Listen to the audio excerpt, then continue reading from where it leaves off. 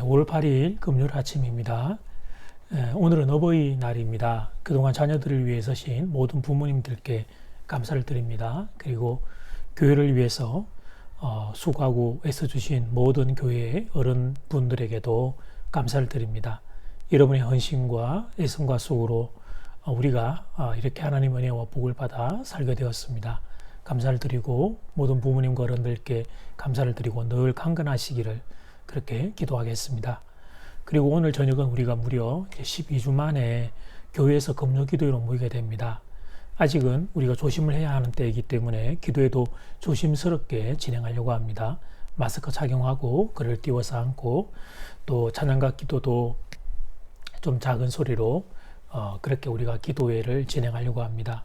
이 조심하는 가운데도 우리가 기도회를 진행하려는 이유는 기도해야 살 수 있기 때문에 그렇습니다.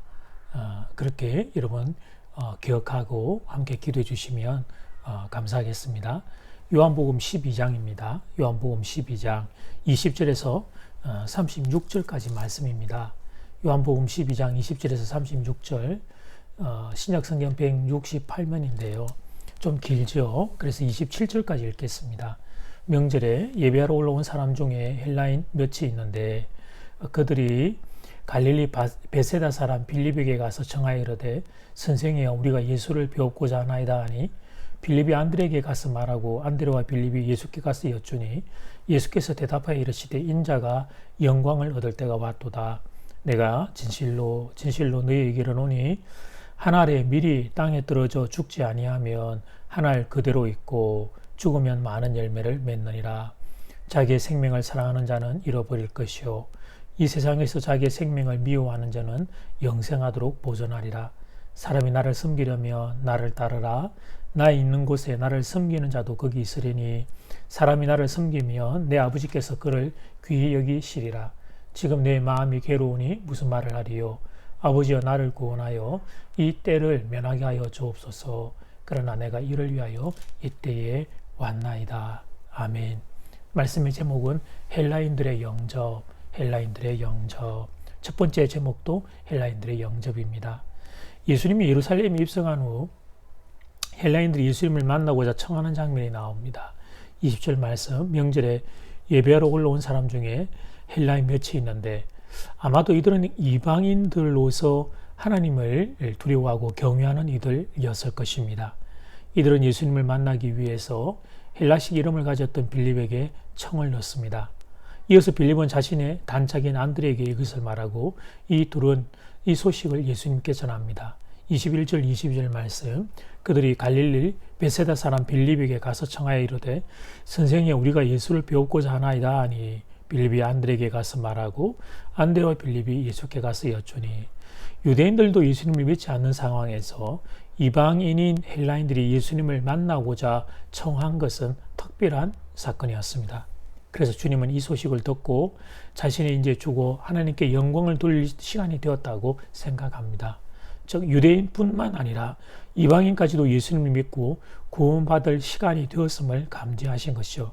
23절 말씀, 예수께서 대답하여 이르시되 인자가 영광을 얻을 때가 왔도다. 여기서 영광이란 예수님이 십자가 지시는 사건을 의미합니다. 이 일련의 과정을 통해 깨닫게 되는 사실이 한 가지 있습니다. 그것은 예수님의 삶의 목적이 영혼 구원이셨다는 사실입니다. 3년간의 공생의 사역을 통해 최선을 다하셨지만 유대인들의 다수가 예수님을 거부하고 믿지 않았습니다. 표현은 하지 않으셨지만 여러분 주님의 그 마음이 얼마나 답답하셨을까요? 그들을 구원하기 위해 찾아왔는데 그런데 유대인들이 예수님을 거부하고 있으니 말입니다. 그런데 그런 와중에 이방인인 헬라인들이 예수님 만나기 원한다는 소식을 듣고 주님은 위로를 받으십니다. 그동안의 걸음이 헛것이 아니었음을 깨달은 것입니다. 그 당시에 예수님 믿기가 어려웠던 이방인이 예수님을 만나고 싶어하는 사실 앞에서 주님은 깊은 위로를 받으셨습니다.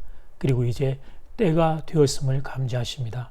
모든 것을 하나님께 맡기고 인류의 구원을 위하여 이제 십자가에 오르셔야 함을 감지하신 것입니다. 그렇습니다. 사랑하는 여러분, 주님의 삶의 목적은 영혼 구원이었습니다. 그래서 우리도 구원받아 지금 하나님의 영광스러운 자녀들이 된 것입니다. 그렇다면 주님 안에 사는 여러분, 우리가 해야 할 일은 뭘까요? 그렇습니다. 우리가 해야 할 일도 영혼 구원입니다. 헬란이 찾아온 사건을 통해 주님은 십자가 지셔야 될 타이밍을 깨달으셨습니다. 그렇다면 사랑하는 교회 여러분, 코로나 사태를 통해 우리가 깨달아야 될 사실은 뭘까요? 다시 힘을 내어 영혼 구원을 위하여 전력하는 겁니다. 함부로 외단할 수는 없습니다만 이전처럼 교회에 교우들이 가득 앉아서 함께 예배 드리기까지는 오랜 시간이 걸릴 것 같습니다.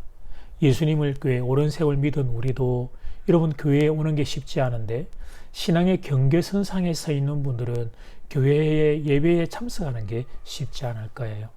그리고 아직까지 교회에 오지 않았지만 잠재적 새신자라고 부를 수 있는 우리의 지인들 중에 곧 교회에 그렇게 오려고 우리가 기대하고 있었던 분들 중에 지금의 1년의 시간이 지나가면 그 마음들이 위축되어서 그래서 이 교회에 찾아오는 그런 일들, 새신자들이 여러분 교회에 찾아오는 일들은 지금 상황 가운데 쉽지 않겠죠.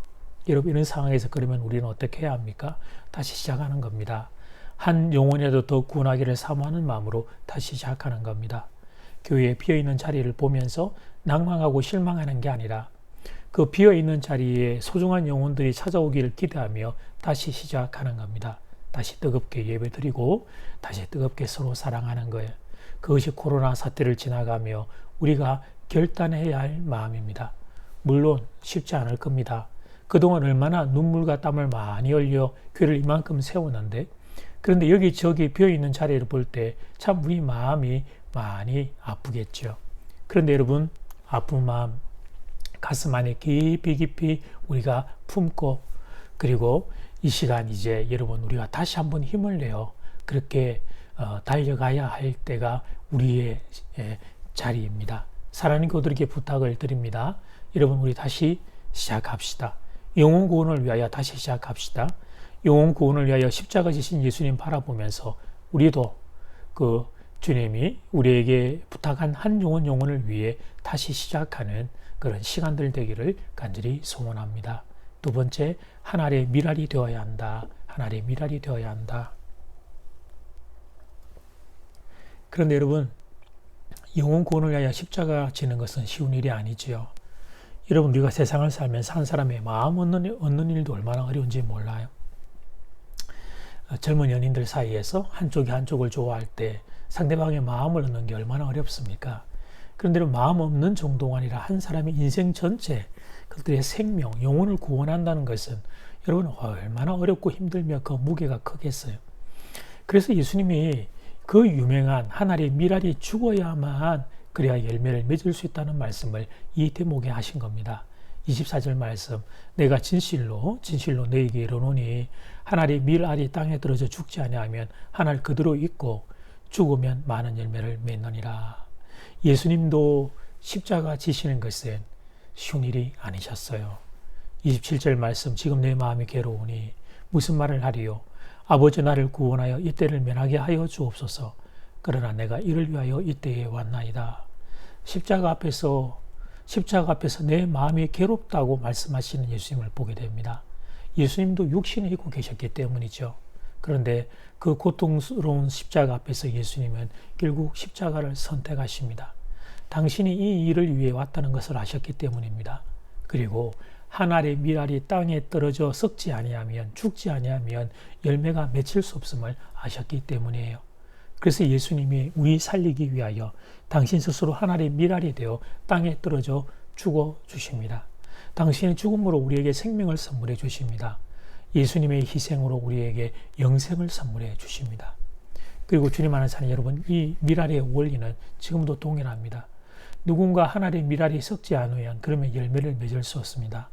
그런데 지금 한국 교회에서 나타나는 안타까움은 그렇게 썩어져 나를 희생할 밀알 찾기가 쉽지 않다는 사실이에요. 열매를 따먹는 것에는 관심이 많지만 나를 희생해서 타인에게 열매를 주고자 하는 일을 찾기가 어렵습니다. 그런데 사랑하는 여러분, 열매를 따먹기만 하고 씨를 뿌리는 자가 없다면 그러면 이 땅은 황폐한 땅이 되고 말 겁니다. 우리가 지금 이렇게 신앙의 축복을 누릴 수 있었던 비결은 앞선 세대의 희생과 헌신 덕분이었습니다. 코로나 사태로 우리가 지금 주일에 식사를 준비하지 않습니다만 한국의 대부분의 교회가 주일에 지금 점심 식사를 쉬고 있지요. 그런데 작은 한 도시에서 100명 정도 모이는 한 교회를 통해서 그곳에서 이런 이야기를 제가 건네 들은 적이 있습니다. 그 교회 은퇴하신 권사님께서 교회의 식당에 테이블을 닦고 계시더라는 거예요. 지금은 그 교회도 식사를 안 하고 있는데 그러시더라는 거예요. 그래서 왜 그러시는지 여쭤보니까 언제 성도님들이 다 함께 모여 식사할지 모르는데 식탁이 깨끗해야지요. 먼지가 있는 것을 보니 마음이 아파서 제가 청소를 하고 있습니다. 그렇게 대답하시더라는 거예요. 제가 개인적으로 생각하기에 그건 조금 지나치신 것 같기는 합니다. 나중에 식사하게 될 때 그때 청소해도 될 테니까요. 그러나 사랑하는 여러분, 우리가 그 마음은 한번 생각해 보면 좋겠어요. 교회를 사랑하는 그 마음은 후배들인 우리가 선배들을 도저히 따라갈 수 없습니다. 선배들의 희생과 헌신으로 우리가 이렇게 축복의 열매를 따먹고 누리고 살게 된 거예요. 그렇다면 우리의 자녀들, 우리들 다음 세대들은 어떻게 될까요? 그건 지금 우리들 중에 희생과 헌신을 하는 이들이 있는지 없는지를 보면 알 수 있습니다. 모든 일이 그렇지만 중요한 일일수록 희생과 헌신 없이는 안 됩니다. 저는 이제 11주 차에 걸친 새벽 영상 설교를 맺으면서 사랑하는 교회 여러분들에게 부탁을 드립니다. 하나님의 미랄이 되어주시기를 부탁드립니다. 여러분의 희생과 헌신을 부탁드립니다. 그래서 우리의 다음 세대가, 우리의 자녀가 우리의 희생과 헌신으로 맺히게 될 아름다운 열매를 먹고 사는 그런 복된 날이 오게 되기를 간절히 소원합니다. 함께 기도드리겠습니다. 헬라인들의 영접하는 모습을 보고 십자가 지셔야 될 때를 감자신 예수님을 보게 됩니다. 영혼 구원을 위하여 걸어가시는 주님의 모습을 보게 됩니다. 하나님, 코로나 사태가 지나가면서 아버지 하나님, 지금 이제 우리가 해야 될 일이 뭔가? 하나님, 아쉬움과 비어있는 자리들을 향한 안타까움으로 우리의 마음들이 무너지는 것이 아니라 다시 시작하는 겁니다. 한 영혼을 구원하여, 하나님 한 영혼을 구원하라고 주님 우리에게 부탁한 줄 알고 다시 뜨겁게 예배드리고 다시 뜨겁게 사랑하며 다시 시작하는 겁니다. 우리에게 이 힘을 다하여 주시옵소서. 그리고 하나님, 하나님의 미랄이 되어 누군가가 죽지 않으면 아버지 하나님 열매가 맺힐 수 없음을 주님이 말씀하시고 주님이 먼저 본을 보이셨습니다. 주님이 십자가의 죽으심으로 우리에게 생명의 열매를 주셨습니다. 하나님, 우리의 희생과 헌신으로 우리의 자녀와 다음 세대가 복된 열매를 받아 누릴 수 있게 되기를 간절히 소원합니다. 희생, 헌신하는 일이 없어 황폐한 땅이 대한민국이 아니기를 바랍니다. 세월이 갈수록 열매가 더 많기를 바랍니다. 그 일을 위하여 하나님의 미랄이려 희생과 헌신하는 성도들이 많이 일어날 수 있게 은혜 더하여 주시옵소서. 모든 영광을 주님께 올려드립니다. 예수님 이름으로 기도드립니다. 아멘. 하늘에 계신 우리 아버지여, 이름이 거룩히 여김을 받으시오며 나라가 임하시오며 뜻이 하늘에서 이루어진 것 같이 땅에서도 이루어지이다. 오늘 우리에게 일용할 양식을 주시옵고 우리가 우리에게 죄 지은 자를 사하여 준 것 같이 우리 죄를 사하여 주시옵고 우리를 시험에 들게 하지 마시옵고 다만 악에서 구하시옵소서. 나라와 근세와 영광이 아버지께 영원히 있사옵나이다. 아멘.